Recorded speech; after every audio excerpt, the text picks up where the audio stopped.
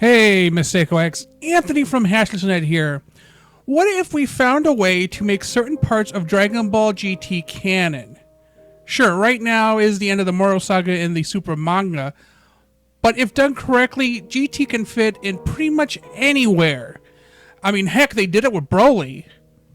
What we would do is throw away the attempt to be Dragon Ball Part 2 and keep the characters of Baby and Omega Shenron. Oh yeah. We will also totally forget about the plan to eradicate the Super Saiyans movie. I mean, because I almost did while I was writing this script. So we start off on the planet New Namek. Now, technically, any familiar planet will do, but New Namek has a nice wrinkle I can add. So an unknown virus has caused a few Namekians to seemingly go insane. The symptoms include some changes to their eyes, an increase in strength, and a whole new personality.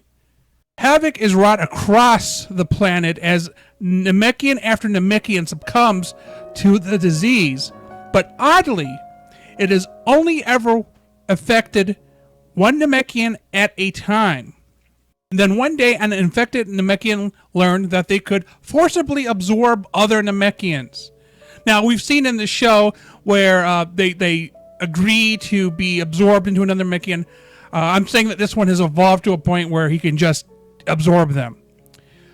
So Mori has no choice but to ask King Kai to contact the Z-Fighters for help after unsuccessfully attempting to cure the virus using the Dragon Balls. My guess would be that he asked the wrong questions of Porunga. Perhaps Mori tried to cure the most recently infected Namekian, but the virus had already jumped to a new host. So Goku receives the call to action and gathers the crew for instant transmission ride to the planet. Upon arrival to New Namek, everything is quiet as the crew can only detect Mori.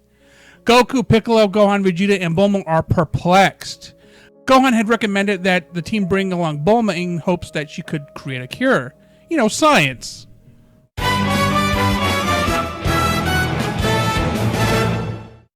After a search of the area, they find that no other Namekians remain. Mori tells the team about the virus and his attempt to cure it.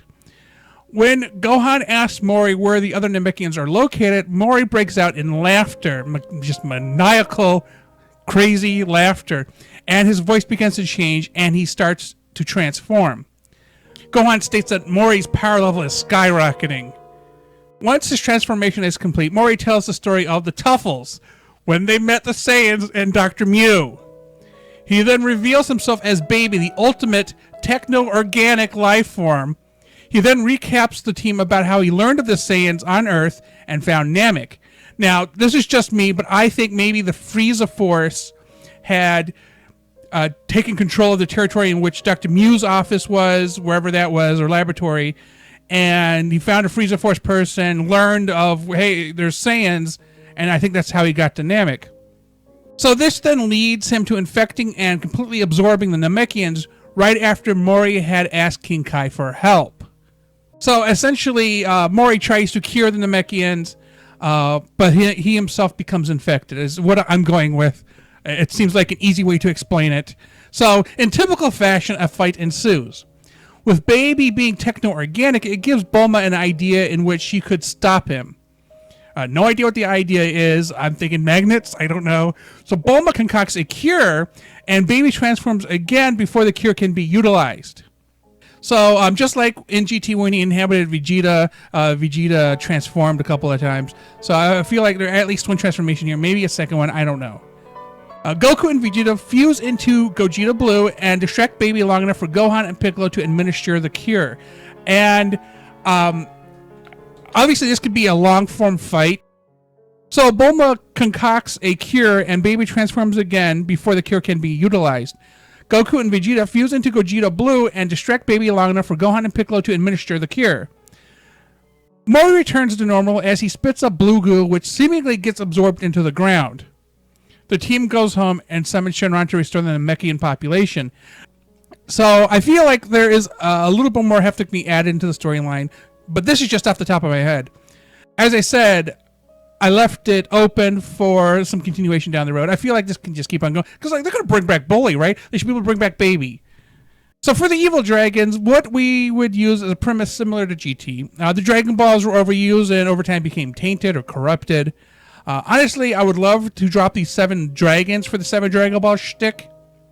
I would want Ice, Nova, and Shenron to be the only dragons. Like, those other ones sucked. Maybe, well, there's that one that was okay, but I mean, they sucked, okay? That's why they weren't in the video games.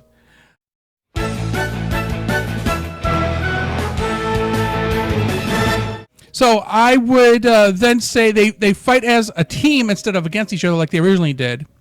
And then the dragons realize that the only way to defeat the Z Fighters would be through fusion, and then we get Omega Shenron.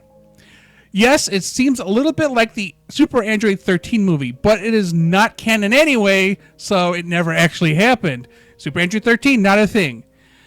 Anyway, the entire arc with the Tainted Dragon Balls could be the result of the baby arc. So, I'm not sure how yet. Again, I didn't really work. This is just off the top of my head. I didn't work in the details. But, you know, you can fill in the blanks if you want to do something about this. Anyway, so my favorite character from Dragon Ball GT is Android 17. Well, technically it's Super 17. First off, because we didn't know where 17 was after the Cell Saga, so I was like really hyped to see him back. But then Super 17. I mean, come on. So, I didn't see a feasible way to incorporate Super 17 in the storyline because I think the Doctor crossover with Mew and Jiro was just stupid, as well as the bouncing between the other world and Earth. That's dumb. If I want to see that, I'll go watch Mortal Kombat. If it would not blow a few people's minds, I would like to see a Super Android 35. But how do you explain what happens when a male and female fuse? And I know you have done it in your R&R series. I do not remember what your explanation was on that one when it comes to explaining gender, but I can only imagine the inappropriate fan art. Well, MasakoX, your team makes up these kind of stories for a living. How would you make Dragon Ball GT canon? For everyone else, thanks for watching. Check out MasakoX via the link in the description. Also remember to like and subscribe.